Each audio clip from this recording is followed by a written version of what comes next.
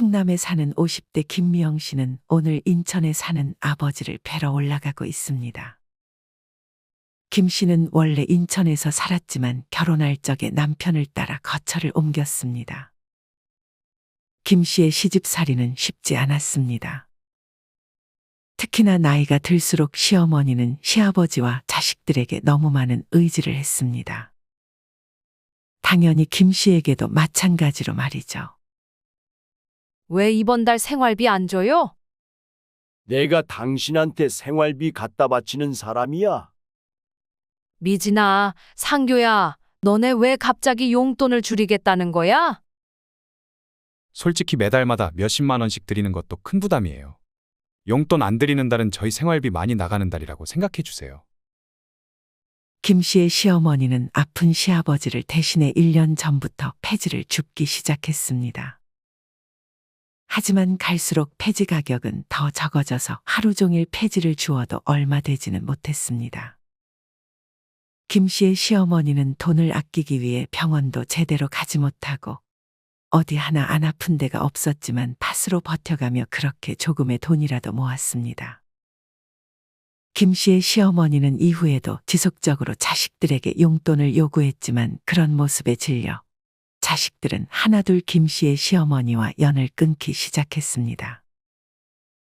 결국 김 씨의 남편과 김 씨만이 시어머니와 조금씩 연을 이어가며 도와주고 있었습니다. 하지만 김 씨네도 형편이 그리 좋지 못했기 때문에 형제들이 같이 도와주던 걸 이제는 김 씨네가 떠맡게 돼서 김 씨도 많이 곤란했습니다. 김 씨는 이 사실을 친정아버지에게 전부 말했습니다. 김 씨의 아버지는 그런 김 씨를 위로했습니다. 김 씨는 사실 시부모님이 자신의 친정아버지를 닮았으면 싶었습니다. 그도 그럴 것이 김 씨의 친정아버지는 어머니가 없어도 음식도 잘해 먹고 자식들한테 용돈 한 번 달라고 해본 적이 없는 분이셨습니다. 일찍이 연금과 이자 수익을 받으며 풍족하진 않지만 그래도 굶지 않을 정도로 돈을 모아두었고 매일같이 탁구를 치며 어느덧 동네에서는 탁구를 꽤 잘 치는 것으로 소문이나 다른 어르신들이 탁구를 잘하도록 가르쳐 주기도 했습니다. 뿐만 아니라 인간관계로 스트레스를 받지도 않고 긍정적으로 사니 김 씨 남편의 형제들과는 달리 김 씨를 포함한 김 씨의 형제들은 그런 친정아버지를 자주 찾아갔습니다. 특히나 김 씨 남편의 형제들 중 한 명은 사업한다고 시부모님의 노후 자금을 가져가더니 그 이후로 전화 한 통 없고 소식을 들을 수도 없었습니다. 저희 시부모님도 아버지처럼 자식들한테는 단호하게 돈을 주지 않으셨으면 좋았을 텐데. 그때 원망하지 않았어? 그때는 아버지가 너무 단호해서 조금 그랬는데, 이젠 그때 아버지 행동이 정말 잘한 행동이었다고 생각해요. 이 아빤 자식들에게 다달이 용돈이나 생활비 받아 살아가는 것은 못할 짓이라고 생각했어. 김 씨는 이런 생각을 하는 것은 쉽지만 막상 자식들이 부탁하면 마음이 약해질 것이라 생각했습니다. 하지만 이런 생각을 행동으로 옮긴 아버지가 대단해 보였습니다. 김 씨에게도 아들 둘이 있는데 나중에 어떻게 하면 아버지처럼 늙을 수 있을지 궁금했습니다. 그래서 아버지가 지금처럼 행복한 노년을 보내는 그 비결을 물었습니다. 행복한 노년을 보내는 비결이라. 한 4가지 정도 생각나네. 그 전에 사실 나이 들어 가족이 중요한 존재이긴 하지만 의지하는 건 다른 문제야. 될 수 있다면 가족에게 의지하려는 습관은 버리는 게 좋아. 저도 갈수록 남편이랑 자식들한테 의지하려는 마음이 커지는데 그럴수록 아쉬운 것만 생각나고 서운함만 생기더라고요. 행복한 노년을 보내는 비결 첫 번째는 뭐예요? 첫 번째는 건강을 위해 하나의 운동을 정말 오래도록 해보는 거야. 중간에 포기하지 말고 계속 하는 거지. 그러다가 나중에는 왕초보를 가르칠 수 있는 정도의 실력을 갖추면 더 좋아. 그냥 건강을 위해 운동을 하라는 게 아니고 하나의 운동을 누군가에게 가르쳐 줄 수 있을 만큼 진득히 해보라는 거죠? 아버지 지금 탁구하시는 것처럼요? 맞아. 하나의 운동을 꾸준히 하면 갈수록 더 재밌고 다른 누군가를 가르쳐 줄 때마다 자존감도 많이 올라갈 수 있어. 김 씨의 아버지가 행복한 노년을 보내는 비결 첫 번째로 말한 것은 하나의 운동을 오래도록 하라는 것이었습니다. 여러분은 혹시 지금 운동을 꾸준히 하고 계신가요? 그 운동을 시작한 지는 얼마나 되셨나요? 등산이나 수영, 탁구, 걷기 등 정말 운동의 종류는 다양합니다. 뭐든 꾸준히 하나를 할 때는 대개의 경우 그 운동을 더 잘하게 되기 마련입니다. 등산을 할수록 무릎에 무리가 안 가게 오르는 법을 터득하거나 수영을 할 때 동작을 어떻게 해야 더 빨리 갈 수 있는지 등 점점 더 그 운동에서 전문가가 되어갈 수 있습니다. 이렇게 하나의 운동을 자주 해서 잘하게 되면 나중에는 누군가를 가르쳐 줄 수 있는 수준이 되기도 합니다. 김 씨의 아버지와 마찬가지로 운동 초보자들이 운동을 하러 탁구장이나 복지관에 방문하면 그 사람들에게 기본부터 하나씩 알려주며 자존감이 자연스레 생길 수 있는 것입니다. 지금 여러분이 하는 운동을 누군가에게 알려준다는 상상을 해본 적이 있으신가요? 그렇게 되면 어떤 기분이 들 것 같으신가요? 생각만 해도 더 재밌게 운동을 즐길 수 있을 것 같습니다. 여기서 더 나아가 만약 그냥 가르쳐 주는 것이 아니라 조금이라도 수입을 받고 강사가 되어 초보자들을 가르쳐 주면 아주 금상첨화입니다. 잘 찾아보면 운동을 알려주는 강사를 구하는 곳이 분명 있을 것입니다. 여러분이 만약 운동 실력에 더해 노인 스포츠 지도사 자격증 같은 것을 하나만 따놓는다면 좋아하는 운동도 하면서 수입까지 얻을 수 있을 것입니다. 굳이 이렇게 누군가에게 알려주지 않더라도 이런 스포츠가 노인들의 삶에 미치는 긍정적인 효과는 매우 많습니다. 신체 노화를 늦춰주고 우울, 고독감을 낮추며 사회관계 형성에 긍정적 영향을 미칩니다. 문화체육관광부 조사에 따르면 체육활동이 건강 및 체력 유지에 도움을 준다는 응답이 60대에서 77.2%, 70대 이상에서 72.3%로 나타났습니다. 정신건강에 도움을 준다는 응답은 60대에서 86.1%, 70대 이상에서는 81.2%로 신체 건강도 신체 건강이지만 정신 건강에 아주 도움이 되는 것으로 나타났습니다.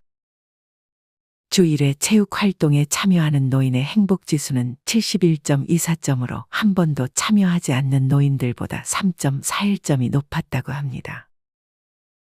이에 더해 규칙적인 체육 활동으로 얻을 수 있는 의료비 절감 효과가 1인당 연간 46만 원에 달한다는 연구 결과도 있었습니다. 아버지한테 저도 탁구 좀 배워볼까요? 가르쳐 주는 건 어렵지 않지. 지금부터 시작해서 이 아빠 나이까지 계속 한다고 생각해봐. 그땐 이미 잘 치는 사람이 되어 있을 거야. 하나의 운동을 꾸준히 해본 적이 없는데 한번 노력해 볼게요. 그 다음 두 번째는 뭐예요? 건강에 대해 말했으니 다음은 뭐니 해도 머니지. 말년에 의지할 건 머니밖에 없다는 말은 아마 거의 모든 노인들이 공감할 거야. 김 씨도 그런 아버지의 말에 고개를 끄덕였습니다. 김 씨의 아버지가 행복한 노년을 보내는 비결 두 번째로 말한 것은 바로 경제적 자립이었습니다. 그놈의 돈도 나는 것을 불편하게 보시는 분들도 있겠지만 노년의 돈의 중요성은 모두 아실 것이라 생각합니다. 이제는 다들 아시겠지만 나이가 들수록 돈을 지원해 달라는 무리한 자식들과는 연을 끊을 각오로 내가 가지고 있는 돈을 잘 지키는 것이 가장 중요합니다.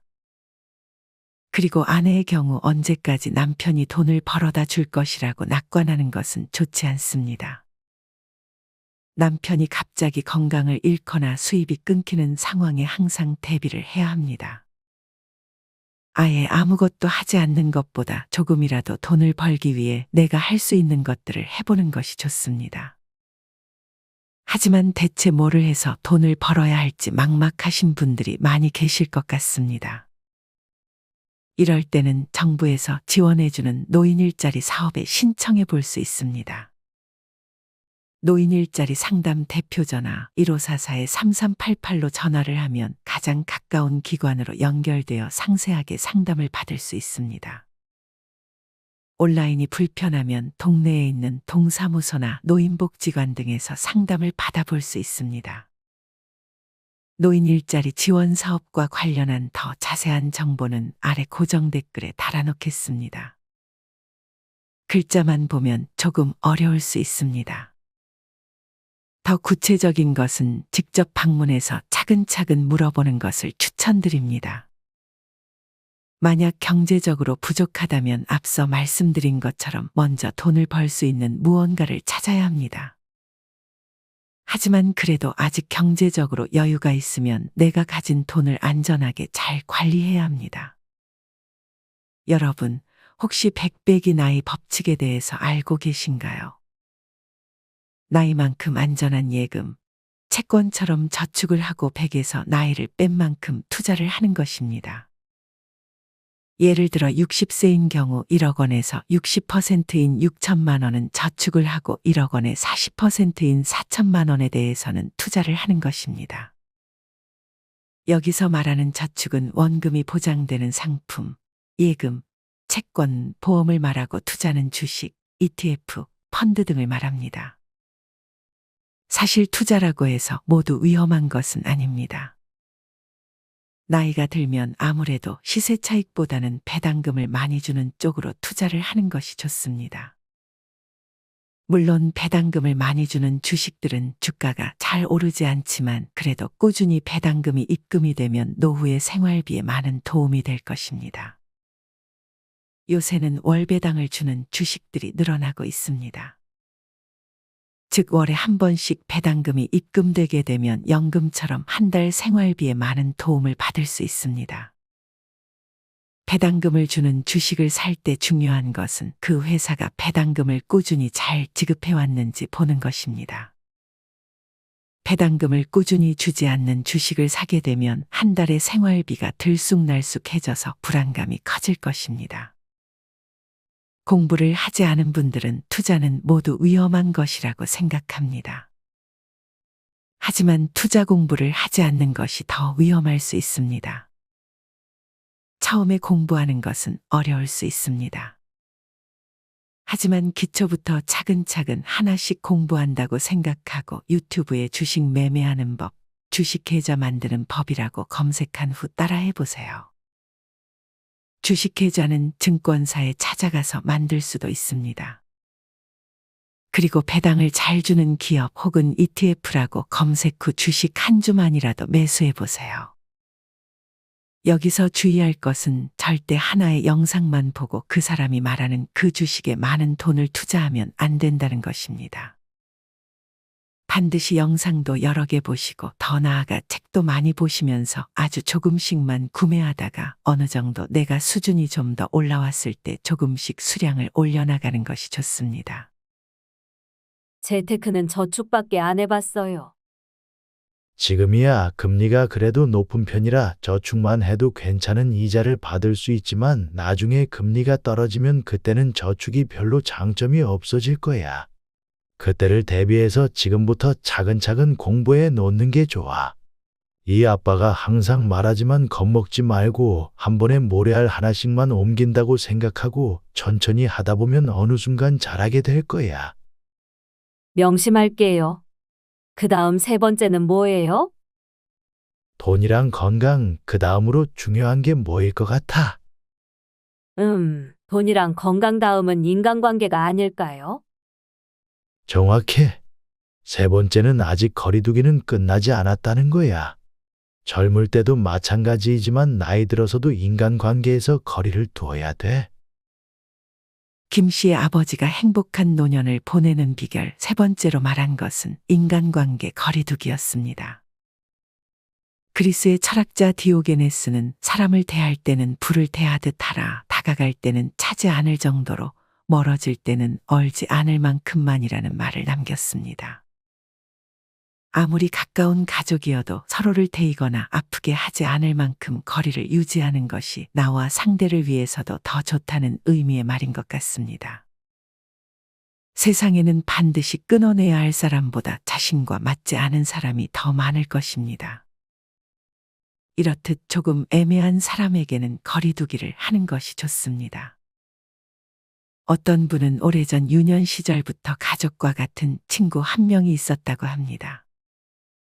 젊은 시절에는 가족보다 더 자주 보는 친구였지만 이제는 그렇게 매여 있는 관계를 가볍게 느슨하게 만들었다고 합니다. 이전에는 모든 소식을 다 공유해야 했지만 이제는 무소식이 희소식이라며 그런 친구의 안부를 궁금해 하기보다는 자신 스스로에 집중하는 삶을 살고 있고 무슨 일이 있다면 연락이 올 것이고 연락이 없다면 잘 살고 있는 것이라고 생각하며 이렇게 조금의 거리를 두니 예전에 친구에게 사소한 걸로 서운했던 것들이 거의 없어졌다고 했습니다. 인간관계에 있어 가장 주의해야 할 점은 외로움을 견디지 못해 나쁜 관계로 도피해버리는 것입니다. 외로우면 그냥 아무 사람과 관계를 맺게 되는데 이는 오히려 외로운 것보다 더 못하게 됩니다. 어떤 전문가는 외롭지 않으려면 감사합니다라는 말을 많이 하고 나도 그 말을 들을 수 있는 행동을 해야 한다고 말합니다. 여러분이 지금 만약 인간관계에서 외로움을 느낀다면 내 일상에서 감사할 만한 것들을 하나씩 찾아보는 것이 도움이 될 수 있습니다. 사실 가족에게 의지하는 것은 좋지 않지만 이와는 별개로 배우자는 나이 들수록 중요한 존재입니다. 시간이 더 흐르면 알겠지만 이후에는 주변에 남는 사람은 배우자일 가능성이 굉장히 높습니다. 사실 배우자와의 관계만 좋아도 인간관계에서 크게 외로움을 느끼지는 않을 것입니다. 하지만 배우자에게 의지를 하려 한다면 이는 오히려 배우자와의 관계를 악화시킬 수 있으니 의지하려는 습관은 피하는 것이 좋습니다. 또한 나이가 들고 자식들과는 미리 관계를 정리하는 것이 좋습니다.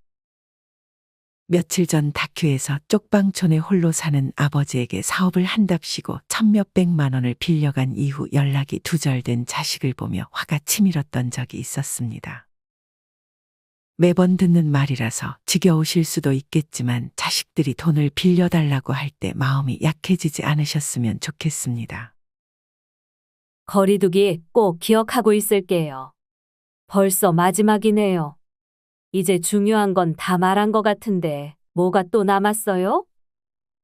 마지막 네 번째는 정말 뻔하지만 긍정적인 마음가짐이야.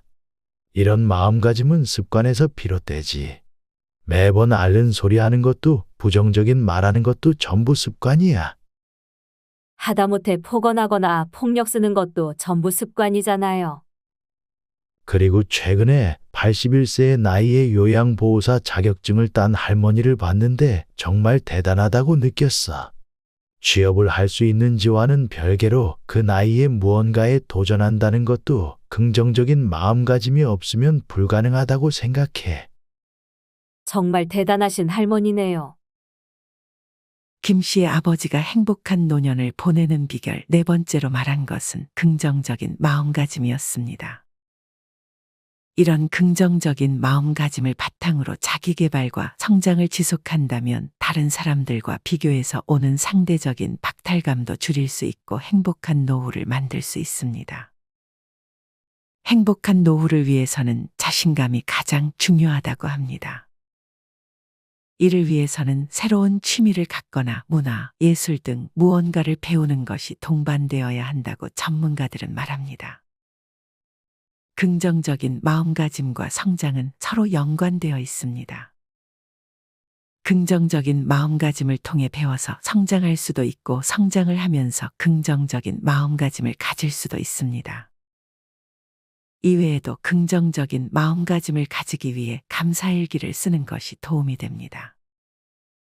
미국의 유명 방송인 오프라 윈프리는 하루에 5가지씩 감사한 것들을 노트에 적는다고 합니다. 이런 감사일기는 하루에 많은 양을 한꺼번에 적는 것보다 습관처럼 매일 꾸준히 쓰는 것이 중요하다고 합니다. 처음부터 많은 양을 쓰려고 하면 지속할 수 없을 것입니다. 저는 5가지가 아니라 한 가지만이라도 하루에 한 번 감사일기를 써보는 것으로 시작하는 것을 추천드립니다. 뭘 써야 할지 감이 안 잡히시는 분들을 위해 아유 해피라는 책에서 나온 감사일기를 쓰는 팁에 대해 알려드리겠습니다. 1. 질리지 않을 노트 한 권을 준비한다. 2. 자연, 사람, 사물, 나 자신, 감정 등 주변의 모든 것들을 소재로 삼는다. 3. 왜 고마운지 그 이유를 적는다. 4. 일기를 쓰는 동안 진심으로 감사한다. 5. 하루 5가지씩 적는다. 6. 짧게 적어도 괜찮다. 매일 꾸준히 쓰는 것이 더 중요하다. 7. 모든 문장은 감사합니다, 고맙습니다로 마무리한다. 김 씨의 아버지는 마지막으로 우리가 평생 머물 집의 중요성에 대해서도 말해줬습니다. 그 중에서도 집을 잘 정리하는 습관을 강조했습니다. 집 정리 하나만으로도 긍정적인 마인드를 만들 수 있는 반면 어지러운 공간에서 머물다 보면 누구나 스트레스를 받기 마련입니다. 물론 어지러운 공간에서 편안함을 느끼는 분들도 있을 수 있습니다. 하지만 대개는 그렇지 않을 것입니다. 집을 말끔히 치우는 것은 정신적인 측면은 물론 노후에 크게 다쳐서 걷지 못하게 될 수 있는 상황을 피하게 만들어줄 수 있습니다. 지금부터는 이와 관련하여 어떻게 하면 내가 죽을 때까지 평생 살 집을 잘 정리하고 집에 있는 것만으로도 마음이 치유되는 경험을 할 수 있는지 그 노하우 6가지를 알려드리려 합니다. 영상 끝까지 시청하셔서 인생에 도움되는 지혜들 모두 얻어가셨으면 좋겠습니다. 그럼 다시 이어가겠습니다. 집 정리 노하우 1번째, 무작정 버리지 말자. 물건과 이별하는데도 예의가 필요하다. 오랫동안 함께 지낸 고마운 물건들과 헤어지는데도 예의가 필요합니다. 소중한 추억이 깃들어 있고 과거 어느 시점에 우리 자신 혹은 우리 가족과 헤어지는 일이기도 하니까요. 미니멀 라이프라고 하면 다들 일단 싹 다 갖다 버리자라고 먼저 생각합니다. 그런데 잘못하면 필요한 것까지 다 버려서 또 사서 채우고 다시 엉망이 되고 맙니다. 인생관을 바꿔 미니멀리즘을 실천하겠다고 결심했더라도 무턱대고 다 버리는 대신 현명하게 버리는 방법을 찾아야 합니다. 2년 동안 사용하지 않은 물건은 버려라. 설레지 않으면 버려도 좋다. 컵과 수저는 식구수만큼만 남겨라 등의 조언도 있습니다만 제 생각에는 남이 정해준 딱딱하고 이론적인 기준보다는 자신에게 맞는 방식을 찾는 게 좋을 것 같습니다. 도저히 버리고 싶지 않은 물건까지 울며불며 버릴 필요는 없으니까요. 이를 위해 1번째로 해야 할 것은 정리하고 싶은 카테고리의 물건을 몽땅 꺼내어 한 곳에 모으는 것입니다. 책이면 책, 옷이면 옷, 전부 다 한눈에 보여야 합니다. 일단 다 꺼내서 펼쳐보고 전체를 파악합니다. 전체가 파악되면 우선순위가 매겨집니다. 우선순위가 생기면 다음은 어렵지 않습니다. 그동안 우리가 이 많은 물건을 버리지 못했던 이유는 이것이 집에 하나밖에 없다고 생각했기 때문입니다. 그런데 여기서 중요한 것이 있습니다. 같은 물건이 10개 있다고 칩시다. 집이 넓어서 10개를 다 수납할 수 있다면 버리지 않아도 됩니다. 아니면 이런 경우도 있습니다. 10개를 다 꺼내 놓았는데 아무리 봐도 버리고 싶은 게 하나도 없다면 그냥 10개를 다 보관하면 됩니다. 모두 다 나에게 소중한 것들이니까요. 오랫동안 꺼내보지 않았고 사용하지 않았던 물건이라도 소장하고 싶은 건 가지고 있어야 합니다. 절대 버리기를 위한 버리기는 하지 마시라는 것입니다. 집 정리 노하우 2번째. 내 집에 어떤 물건이 들어오고 어떤 물건이 나가는지 제대로 파악하자. 버려야 하는 물건을 줄이기 위해서는 물건이 집에 처음 들어오는 순간을 가장 경계해야 합니다. 어떤 과정으로 새로운 물건이 우리 집에 자꾸 들어오고 있는지를 파악하는 것이 중요하죠. 저 역시 공간을 재구성하면서 가장 많이 버려지는 품목들을 살펴보면서 지금 우리 집에는 어떤 물건이 가장 많은지, 그 물건이 어떤 경로로 우리 집에 들어오게 됐는지를 생각해 보곤 합니다. 제 경험상 가장 많이 버려지는 품목 1위는 단연 플라스틱 용기 같은 주방용품입니다. 집집마다 다르긴 하지만 대체로 2위는 책이고 3위는 옷이라고 보면 됩니다. 예전에는 백화점이나 전자제품 대리점 등에서 뭘 사면 사은품으로 플라스틱 주방용품을 주는 경우가 많았습니다. 그런데 이게 쓸 일은 없고 새 것이라 버릴 수도 없다 보니 수십 개씩 쌓여가는 것입니다. 쓰지 않을 물건이라면 애초에 욕심부려 받아오지 않는 것이 좋고, 어쩔 수 없이 받았다면 무작정 버리기보다 정리용 바구니로 재활용하는 것을 추천합니다. 또 한 가지 주의할 것은 세트로 왕창 구매하는 것입니다. TV 홈쇼핑을 많이 이용하는 사람들은 1+1이나 여러 개를 세트로 판매하는 물건을 자주 사게 됩니다. 티셔츠 5벌이 생기면 월화수목금 내내 그 티셔츠만 입나요? 대부분 좋아하는 컬러 한두 가지를 제외하고는 안 입게 됩니다. 보통 사람들은 손에 익은 것, 익숙한 것만 사용하려는 습성이 있기 때문이죠. 1+1은 지양하고 싼 가격에 여러 개 묶어서 판매하는 물건들도 일단 걸으시길 추천드립니다. 책은 특히나 무겁기 때문에 이사할 때나 공간을 재구성할 때도 가장 정리하기 어려운 품목입니다. 더군다나 쌓아두기에 이만큼 편한 물건도 없어서 산더미처럼 불어나는 것도 순식간이죠. 마지막으로 모든 물건이 그렇겠지만 옷에 대해서도 필요와 욕구를 구분하는 연습을 해보면 좋겠습니다. 요즘 사람들이 옷을 사는 패턴은 정말 필요해서 사는 경우보다 갖고 싶어서 사는 경우가 대부분입니다. 멀쩡한 청바지가 10개도 넘는데 나도 모르게 또 사고 있는 그런 경우가 있죠. 물론 패션에 관심이 지대한 사람이라면 이런저런 소재와 스타일을 다 구비해 놓는 게 일상의 낙일 수도 있겠지만 정말 그런 이유 때문인가는 한번 생각해 볼 일입니다. 마음의 결핍과 우울감을 채우기 위해 옷을 사 모으는 것이 아닌가 돌아보자는 것입니다. 이런 욕구를 좀 더 발전적인 방향으로 해소하면서 천천히 옷을 줄이는 연습을 해보는 것은 어떨까요? 집 정리 노하우 3번째, 소중한 추억이 담긴 물건들은 카테고리를 나누자. 우리 집에 물건이 쌓일 수밖에 없는 이유는 우리가 사람들과 관계 맺고 살아가는 존재이기 때문입니다. 사람들과 어울려 살며 행복을 느끼는 우리는 그래서 추억도 흔적으로 남겨놓길 원하죠. 대표적인 추억의 산물로는 편지, 사진, 액세서리 등이 있습니다. 그러나 아무리 소중한 추억이 담긴 물건이라도 의미 있는 형태로 보관하지 못한다면 우리는 그 사람을, 그 시절을 제대로 추억하지 못할 것입니다. 그렇다면 우리는 어떻게 추억의 물건들을 다루고 보관해야 하는 걸까요? 많은 이들이 추억이 담긴 물건을 쉽게 버리지 못하는 이유는 그 물건이 하나뿐이고 추억의 물건은 한 번 버리면 영영 되찾을 수 없다고 생각하기 때문입니다. 이별한 연인의 물건을 쉽게 버리지 못하는 것도 모두 모아 그 즉시 버리는 것도 다 같은 이유 때문이죠.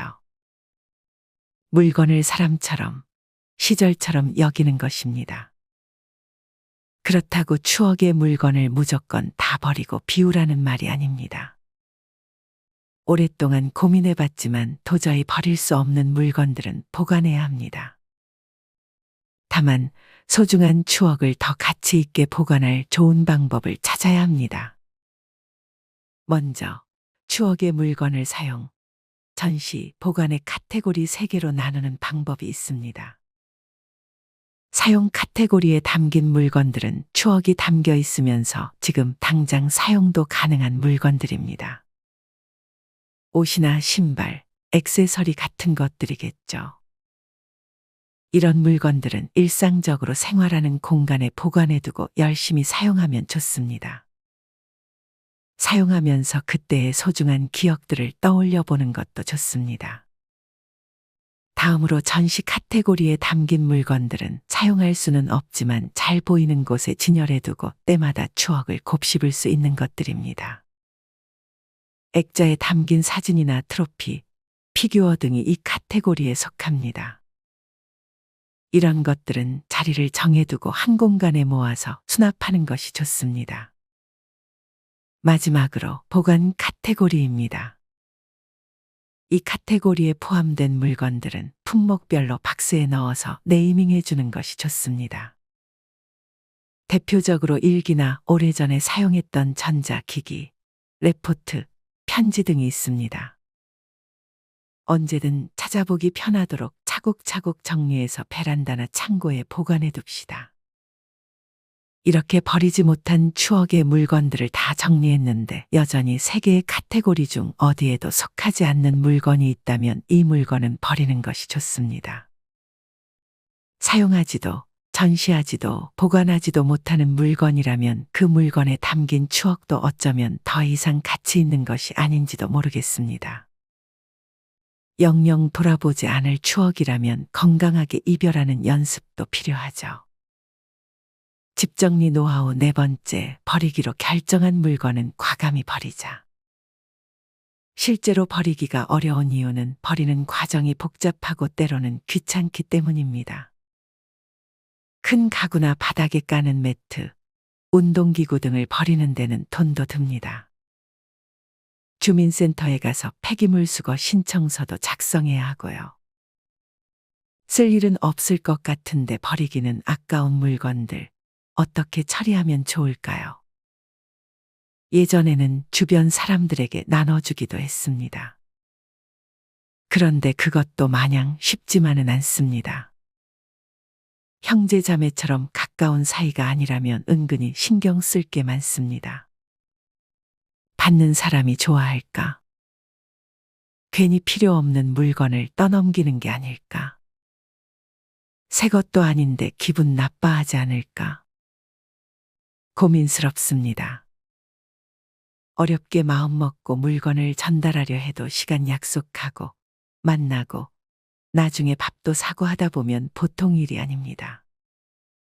나에게는 더 이상 필요하지 않지만 누군가에게 소중하게 쓰일 수도 있는 그 물건을 어떻게 하면 좋을까요? 저는 그동안 많은 집의 공간을 컨설팅하면서 버려지는 책들이 너무 아까웠습니다. 그래서 저희 회사 사무실에 커다란 책장을 만들고 버려지는 책들을 가져와 꽂아두었죠. 사무실을 오고 가는 사람들이 기부금 1,000원을 내면 필요한 책을 가져갈 수 있습니다. 그렇게 모은 돈은 좋은 일에 기부하고요. 제 나름대로는 어렵지 않게 의미 있는 나눔을 실천하고 있는 것이죠. 공간을 확보하기 위해 쓸데없는 물건을 버리는 것도 중요하지만 마땅한 곳에 기부하고 나눌 수도 있다면 그 버림의 가치가 더욱 높아집니다. 아름다운 가게나 당근마켓을 이용하는 것도 좋은 방법입니다. 그 방법들도 어렵다면 재활용 쓰레기 분리수거 장소에 물건을 내놓는 방법도 추천합니다. 물론 쪽지를 남겨야 합니다. 혹시 가져가실 분이 있다면 가져가시고 없다면 스티커를 부착해서 버리겠다고 말입니다. 이렇게만 해둬도 아파트 단지에서는 쓸만한 물건이 금방 사라지곤 합니다. 한 의뢰인은 꽃집을 운영하다 건강상의 이유로 사업을 접으셨는데 가게를 정리하면서 처분하기 곤란했던 화분과 식물들을 분리수거장에 내놓자마자 금세 동난 일도 있었습니다. 직접 업사이클링 할 수 없는 가구나 물건들은 잘 버려서 리사이클링 하는 것이 가장 좋은 방법입니다. 만약 손재주가 좋고 아이디어가 있다면 직접 업사이클링에 도전해 보아도 좋겠습니다. 저도 가끔 너무 좋은 목재로 만든 가구가 버려질 때 일부분을 활용해서 캔들 받침대나 독서대, 스탠드 같은 소품을 만들곤 합니다. 집 정리 노하우 5번째, 가구는 마지막에 버려도 된다. 보통 미니멀하게 살고 싶다. 집 정리를 한다고 하면 많은 사람이 오래된 가구, 제 역할을 못하고 있는 가구들을 먼저 버립니다. 이것이야말로 사람들이 가장 많이 저지르는 실수입니다. 무작정 가구부터 버리고 나면 그 안에 들어있던 수많은 물건은 다 어디로 갈까요?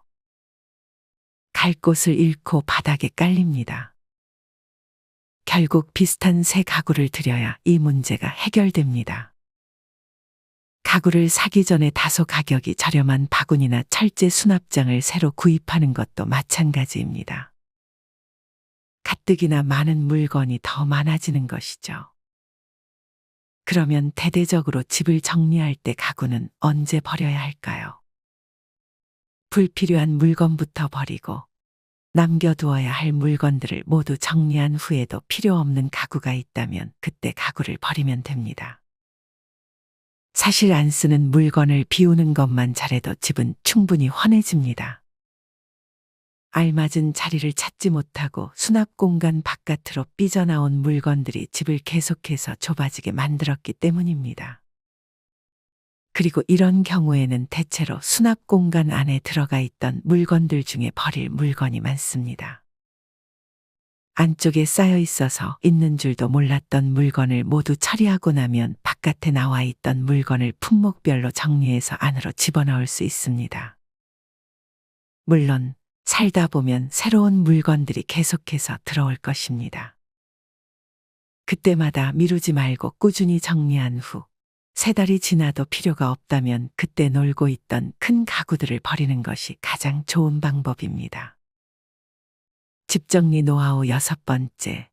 집안 분위기를 확 바꾸는 패브릭 소품, 가구 잘 고르는 법. 집의 전체적인 분위기와 스타일을 바꾸는 가장 좋은 방법은 기본 컬러를 통일하고 포인트 컬러의 톤을 맞추는 것입니다. 그중 대표적인 것이 가구인데 사실 가구의 컬러를 한 번에 전체적으로 바꾸기는 쉽지 않습니다. 이럴 때는 커튼이나 쿠션, 침구처럼 비교적 바꾸기 쉬운 패브릭 소품들을 활용하면 좋습니다. 패브릭은 컬러와 텍스처, 패턴만 잘 골라 통일감 있게 구성해도 집안 분위기를 획기적으로 바꿀 수 있습니다. 가구를 고를 때도 식구들의 나이, 성별, 취향 등을 고려해야 하는데 제 경우에는 유리보다 나무로 된 가구를 좋아합니다. 그리고 저는 책상이나 식탁 위에 유리판을 까는 것도 추천하지 않는데 맨살에 차가운 유리가 다 선뜩선뜩한 느낌이 불편한 것 같습니다. 가구에 관해 한 가지 더 팁을 드리자면 요즘 많이 나오는 북유럽 스타일의 장식장이나 서랍장, 콘솔 같은 가구는 아랫부분에 달이 달린 것을 되도록 사지 않는 게 좋다는 것입니다. 그런 가구가 예뻐 보일 수는 있어도 수납 공간이 적어 쓰다 보면 은근히 불편합니다. 그래서 저는 아랫부분이 바닥에 닿지 않는 가구는 웬만하면 사지 않습니다. 다리가 달린 가구는 튼튼하지 않을 가능성이 높고 청소하기에도 불편하거든요. 집은 세상 어느 곳보다 편안해야 합니다. 여러분과 맞지 않는 공간, 맞지 않는 물건에 억지로 여러분을 끼워 맞추지 마세요. 그런 채로 시간이 지나면 몸도 마음도 아파집니다. 저는 집이라는 공간을 바꾸는 것만으로도 많은 것이 달라지는 것을 직접 목격했습니다. 우울하고 자존감이 낮아지고 무기력한 시간들이 너무 오래 지속되게 놔두어서는 안 됩니다. 과거의 후회와 미래의 불안을 덜어내고 지금 이 순간의 행복에 집중해서 공간을 바꿔보는 일은 떨어졌던 자존감을 주워 올리고 사라졌던 의욕도 되살립니다. 변화하고 싶다면 주변을 둘러보세요. 무엇부터 시작하시겠습니까? 여러분은 오늘의 영상 내용에 공감하시나요? 알고는 있었지만 차마 실천하지 못했던 부분들도 있을 것입니다. 만약 이 중 한 가지만이라도 실천해 볼 가치가 있다면 오늘 당장 실천해 보는 것은 어떨까요? 실천하는 여러분을 인생지혜가 응원하겠습니다. 이상으로 오늘의 영상을 마치겠습니다. 우리 모든 구독자분들의 행복한 여생을 응원합니다. 다음에 더 좋은 내용으로 찾아뵙겠습니다. 감사합니다.